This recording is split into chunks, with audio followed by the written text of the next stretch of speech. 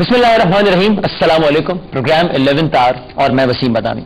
इस प्रोग्राम में आप देखते हैं हम ज्यादातर पॉलिटिकल इश्यूज पर बात करते हैं जो भी हैपनिंग्स हो, और आप साथ साथ ये भी देखते हैं कि जब पॉलिटिकल टेम्परेचर थोड़े से कूल डाउन हुए होते हैं, जब सियासत में ज्यादा गर्मा गर्मी नहीं होती, तो हमारी कोशिश होती है कुछ दीगर इश्यूज पर भी बात करें। सोशल इश्यूज पर भी इस प्रोग्राम में हमने बात की मुख्तलिफ एपिसोड्स में, आपके दरमियान भी आए, आवाम के दरमियान भी हमने कुछ प्रोग्राम्स किए, डबल सवारी पर, महंगाई पर, सैलाबज़दा इलाकों से भी कुछ शोज किए, और साथ साथ हम कोशिश करते हैं कि थोड़ा सा एक दूसरा एस्पेक्ट भी आता है जिंदगी का, इसलिए कभी कभी हम लाइटर इश्यूज पर, लाइटर नोट्स पर, इंटरटेनमेंट रिलेटेड इश्यूज पर भी बात करते हैं। लेकिन आज के प्रोग्राम में बात करनी है एक और दुनिया की, जिसे हम कहते हैं जराइम की दुनिया। जाहिर है ये बिल्कुल एक अलग दुनिया है, इस दुनिया के अपने हीरो हैं, इस दुनिया के अपने विलन हैं, और इस दुनिया की भी अलग ही कहानियां हैं। और अक्सर ऐसा भी होता है कि जब मैं और आप टेलीविजन पर एक टिकर या अखबार में एक सिंगल कॉलम की स्टोरी देखते हैं, तो हमें पता तो होता है कि वाकयात हमारे ही आसपास हो रहे हैं, लेकिन फिर भी हम शायद हकीकत से मुंह चुरा रहे होते हैं, या फॉर डिफरेंट रीजंस हम ये समझते हैं कि हम अपने आप को रिलेट नहीं करते उससे। हमें समझते हैं ये वाकया तो किसी के साथ हो गया, हम कभी इसका हिस्सा नहीं बन सकते, हमारे साथ कभी ऐसा नहीं हो सकता। यानी काफी जो अफेक्टेड फैमिलीज हैं उनसे जब हम बात करते हैं तो ये कहते हैं कि इससे पहले तो हमसे टीवी पर खबर देखते थे, हमें क्या मालूम था कि एक दिन हम खुद भी खबर बन जाएंगे।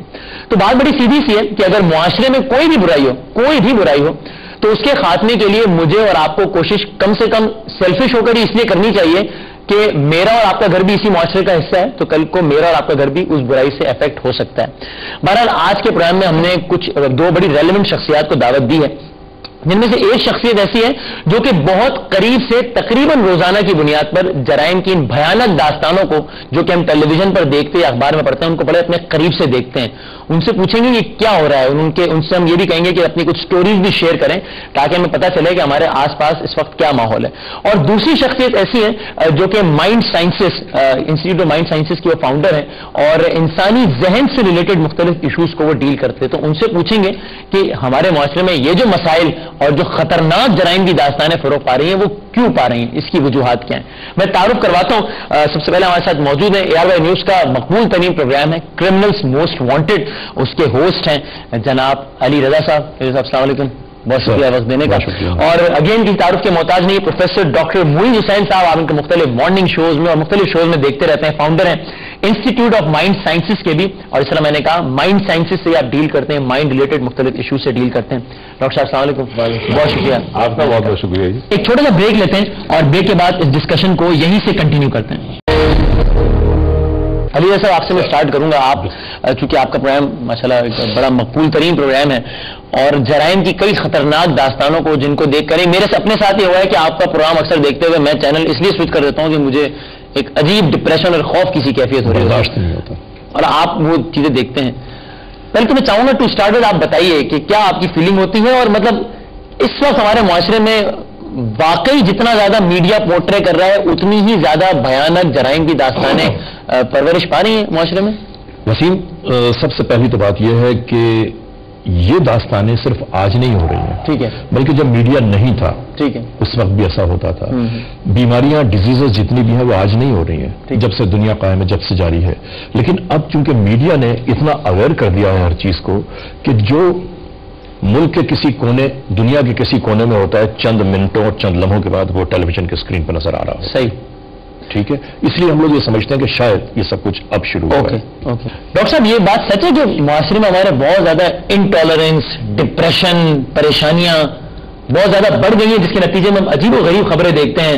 यानी मैं हैरान होता हूं, मैं अली भाई से पूछूंगा अभी बाद में, कि मतलब बेटे ने मां को मार दिया, बीवी ने शोहर को, मतलब ये अजीब व गरीब। इससे पहले मैंने लगता था सिर्फ फिल्मों में होता है, अब हम वाकई दास्तानें सुनते हैं। रीजन क्या है? बिस्मिल्लाहिर्रहमानिर्रहीम। देखें वसीम, पहले तो ये समझे कि जैसे इन्होंने कहा कि ये हमेशा से था, ठीक है, चार ऐसी चीजें होती है जो अगर इंसान की शख्सियत पर हावी हो जाए तो वो इंसान नहीं रहता, फिर वो जानवर या दरिंदा बन जाता है। अच्छा, उनमें से एक है बुग्ज, एक है लालच, एक है हसद और एक है जहालत। ठीक है, इन चार बुनियादी चीजों में से जो भी ज्यादा इंसान के अंदर डेवलप्ड होगी, इंसान जराइम की तरफ जाएगा। ठीक है, अब पहले भी माशरे में होता था, अब माशरे में इसलिए भी ज्यादा हो गया। पहली चीज ये कि जिंदगी की रफ्तार बड़ी तेज हो गई, इंसान का इंसान के साथ राब्ता कम हो गया, چھوٹی جگہ پہ جہاں دیہات ہو گاؤں ہو شام کو سارے لوگ ایک ساتھ اکٹھا بیٹھتے ہیں, ایک دوسرے کے دکھ بانٹتے ہیں, بات چیت کرتے ہیں, ایک دوسرے کو سہولت دیتے ہیں, اسپیس دیتے ہیں. اب بڑے شہروں میں اربن ایریاز میں یہ چیز کم ہو گئی اور اس کا اثر اب رورل ایریاز میں بھی پڑنے لگا ہے. ٹھیک ہے, تو اب ہونے یہ لگا ہے کہ جہاں ایکسپوجر زیادہ آ جائے, کسی بھی چیز کی بات خبر زیادہ لوگوں کو پہنچے, تو انسان کی اویئرنیس زیادہ بڑھ جاتی ہے. اب میرا 4 چیزیں ہیں, لالچ, بغض, حسد اور جہالت, یہ برائیوں کو مزید جنم دیتی ہیں. اصل ہماری سوسائٹی میں اگر میں آپ سے کہوں کہ ان 4 میں سے آپ ذرا پروپورشنیٹ کریں, سب سے زیادہ کون سا ایلیمنٹ ہے جس کی وجہ سے میرے خیال میں ہمارے معاشرے میں جو سب سے بڑی بیماری ہے وہ ہے جہالت. اچھا. اور سب سے بڑا بیمار پڑھا لکھا جاہل. یہ سب سے خطرناک ہوتا ہے. ایک تو انسان ہے جو جاہل ہے, اس کو آپ سمجھا سکتے ہیں, مگر پڑھے لکھے کو نہیں سمجھا سکتے, وہ سب سے خطرناک جاہل ہے. اور اس کی وجہ سے معاشرے کے اندر انتشار, جرائم اور پرابلمز پھیلتے ہیں, بے یقینی پھیلتی ہے, فرسٹریشن پھیلتی ہے. لیکن اب میرے پاس لیٹ سے ایک ملازم کام کرتا ہے, میں اگر اس پہ ظلم کروں گا تو کل وہ مجرم بنے گا, کل وہ کسی اور پر ظلم کرے گا. ٹھیک ہے, تو ایوری تھنگ اسٹارٹس ہمارے گھروں سے اسٹارٹ ہوتی ہے. پھر بہت ساری ریزنز ہے بے اطمینانی کی. اگر آپ کو دیکھنا ہو کہ کیا حالت ہے, آپ جا کے کسی سائیکائٹرسٹ کی کلینک کے باہر رش دیکھ لیں. پاکستان میں اس وقت 1 لاکھ ذہنی مریض کے لیے ایک سائیکائٹرسٹ ہے. اتنا خراب ریشو ہے. سائیکائٹرسٹ خود ان کے اوپر اتنا پریشر ہے کام کا کہ ان کو سمجھ نہیں آ سکتی. سائیکائٹرسٹ خود ہی نفسیاتی مریض بن جاتے ہیں نا, اس لیے کہ اتنے لوگوں کی روز سننا, آپ اس کا اثر لیتے ہیں, آپ تھک جاتے ہیں, آپ کو سٹریس ہے. تو بہت سارے عوامل اور ریزنز ہیں جس کی وجہ سے معاشرے کے اندر, میں یہ سمجھتا ہوں ہم جس موڑ پہ ہیں اس وقت, I am very sorry to say, یہ ریالٹی ہے, وہ یہ ہے کہ وہ جو سوشل فیبرک ہے آپ کا, وہ بس پھٹنے کے قریب ہے. ٹھیک ہے, اس میں مزید بات کریں گے. علی صاحب, آپ کی پروگرام میں دیکھتے ہیں بھائی, مجھے یاد ہے آپ کا ایک پروگرام تھا جس میں آپ نے دکھایا تھا کہ ایک نیا بالکل شادی شدہ جوڑا تھا, اور کچھ گھنٹوں بعد شاید ان کی طرح ہو گئی تھی. بہرحال آپ مجھے بتائیے, میں نے آپ سے اور بھی کہانیاں کچھ سننی ہیں جو حقیقت پر مبنی ہے, کوئی ایسا واقعہ کہ جس نے آپ کی بھی رونگٹے کھڑے کر دیے ہوں, کہ جو حیران کر دینے کے لیے کافی ہو؟ وہ واقعہ ہے ملتان کا. اچھا. ملتان میں ہوا یہ کہ وہاں پر ایک شخص پکڑا گیا ایک ڈکیتی میں. میں فلیش بیک سے شروع کرتا ہوں تاکہ چند سیکنڈ میں سمجھ میں آ جائے. ٹھیک ہے. ڈکیتی میں ایک شخص پکڑا گیا. پولیس نے اس سے پوچھا کہ بھائی یہ تم نے جو ڈکیتی کی تمہارے ساتھ کون کون تھا, تم اکیلے تھے؟ اس نے کہا کہ نہیں, مجھے کچھ نہ کہو, میں بتاتا ہوں, میرے ساتھ ایک شخص اور تھا. ٹھیک ہے. اور وہ آدمی فلاں فلاں تھا.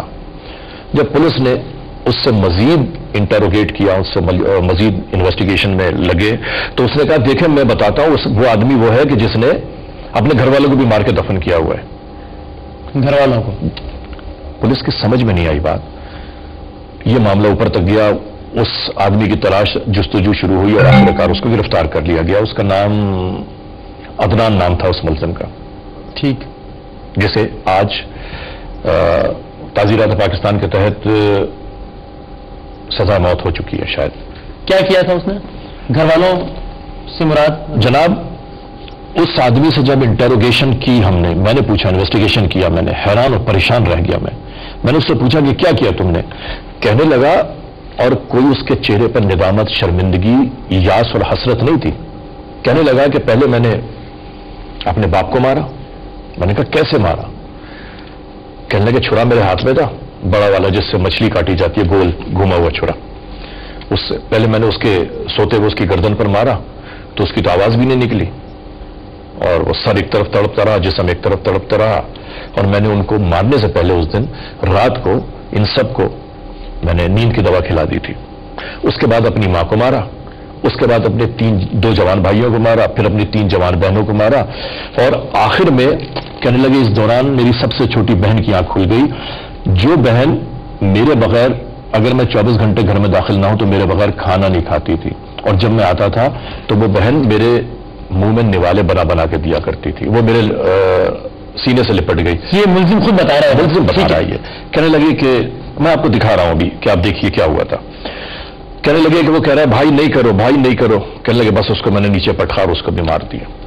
اور مار کے اس منحوس کمبخت شخص نے اپنے اسٹور میں گڈھا کھدوایا بڑا, مزدوروں کو بلایا, ایک کمرے میں لاشیں پڑی تھی, دوسرے کمرے میں گڈھا کھدوایا یہ کہہ کے کہ مجھے یہاں پر ٹینک بنوانا ہے. اور جب مزدور ٹینک میں یہ ٹینک کھود چکے تو اس مزدور کو بھی اس ٹینک میں دھکا دیا اس نے, اور اپنے گھر کے 7 افراد کو اس کے اندر دھکا دے کے اور کچھ مٹی اس نے ڈالی اور کچھ مٹی دوسرے مزدور بلا کے ڈلوا دی کہ جی یہ میں نے اس میں ٹینک بنا دیا ہے، اب اس کو بھر دو. بھر گیا. 1 سال 7 دن کے بعد وہ ملزم جب گرفتار ہوا، اس لیے کہتے ہیں کہ جرم کبھی بھی نہیں چھپتا، کائنات میں کبھی جرم چھپا ہی نہیں ہے. ٹھیک ہے جناب. جب وہ اس کو پکڑا گیا، اس سے معلومات کی، انویسٹیگیشن کی، تو وہ لے کے گیا ہمیں اور ملتان پولیس کو. اس وقت ڈسٹرکٹ پولیس آفیسر ملتان تھے چشتی صاحب. ٹھیک ہے. اور اس کے سب سے اس پورے وقوعے کا سب سے اہم اور المناک پہلو یہ ہے کہ ایس ایس پی انویسٹیگیشنز تھے چودھری یونس. آج بھی یاد ہے مجھے، میرے خیال 3 ساڑھے 3 4 سال کا پرانا کیس ہے.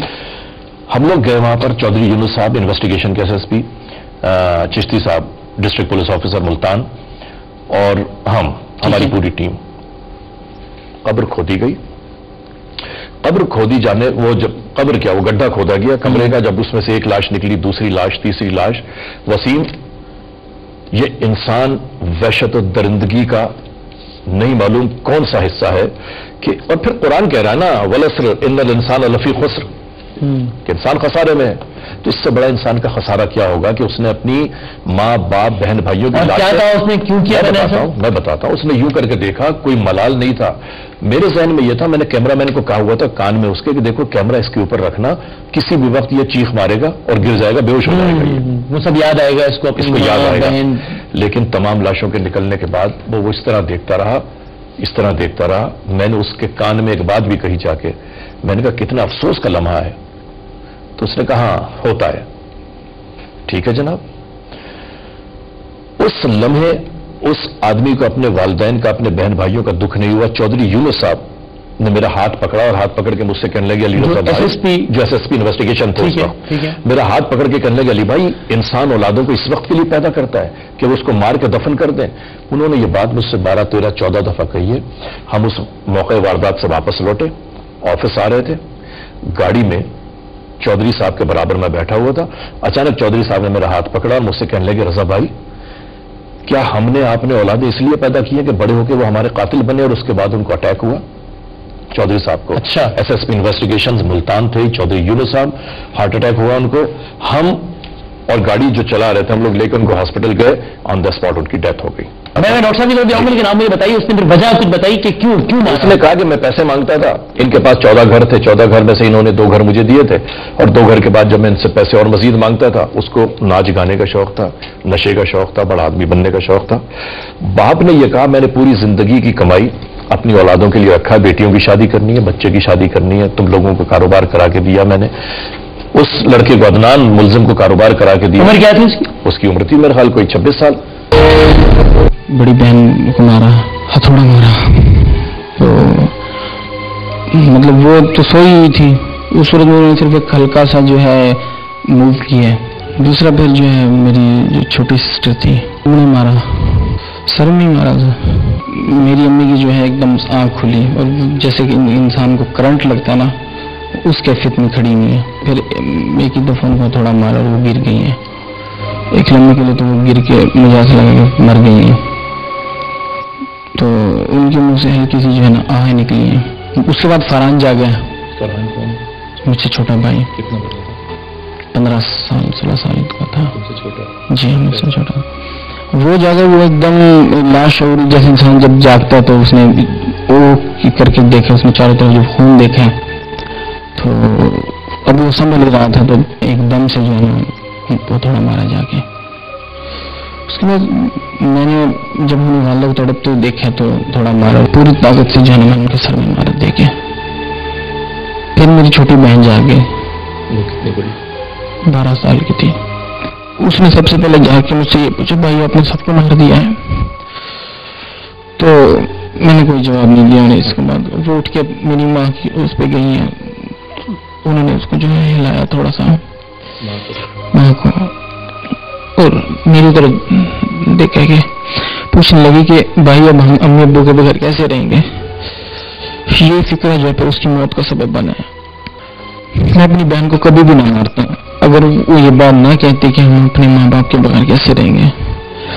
کیونکہ دوسری بات یہ کہ میں نے اپنے آپ کو خون میں زہر خون مجھے لگا ہوا تھا اس وقت، اور